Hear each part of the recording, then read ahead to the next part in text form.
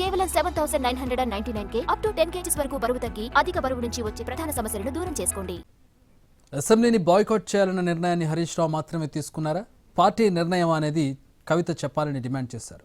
దీనివల్ల హరీష్ రావు బీఆర్ఎస్ పార్టీలో ఒక గుంపును ఏర్పాటు చేసుకుంటున్నారని కవిత ఆరోపించారు. చేయాలనే నిర్ణయం డెప్యూటీ ఫ్లోర్ లీడర్గా హరీష్ రావు గారు తీసుకున్నారా? నేనైతే ఆయనే తీసుకున్నాడు అనుకుంటున్నాను. ఎందుకు తర్వాత మైక్ మన ఇంకొక డెప్యూటీ ఫ్లోర్ లీడర్ గారికి ఇస్తే, సవితమ్మ గారికి ఇస్తే వద్దు నేను మాట్లాడా, నా టైం కూడా హరీష్ రావు గారికి ఇవ్వండి అని ఆమంటారు.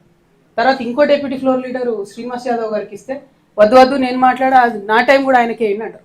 అంటే అందరు డెప్యూటీ ఫ్లోర్ లీడర్ గారికి ఈ ఒక్క ఫ్లోర్ లీడర్కే టైం ఇవ్వండి అని అడిగితే వాళ్ళు ఇవ్వమన్నారు. సరే, కాంగ్రెస్ తొండి చేసింది అన్నది పక్కన పెడితే బీఆర్ఎస్ ఇష్యూ ఆలోచిస్తే ఈ నిర్ణయం హరీష్ రావు గారు తీసుకుంటే డెఫినెట్గా కేవలం బీఆర్ఎస్ పార్టీలో ఇవాళ మొత్తం హరీష్ రావు గారే ఆయన ఒక గుంపు తయారు చేసుకుంటున్నారని క్లారిటీగా అర్థమైంది.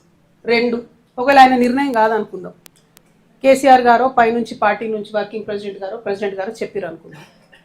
నేను మాత్రం చెప్తా ఉన్నా, ఒకవేళ అట్లా అయింటే నిర్ణయం పైనుండి వచ్చి ఉంటే డెఫినెట్గా ఇది శ్రేయస్కరమైనటువంటి పద్ధతి కాదు. గుంటనక్క గారి వ్యవహారం చూస్తే నాకేమనిపించింది అంటే ఈ తోక కుక్క నొప్పే పరిస్థితి వచ్చిందనిపించింది నాకు.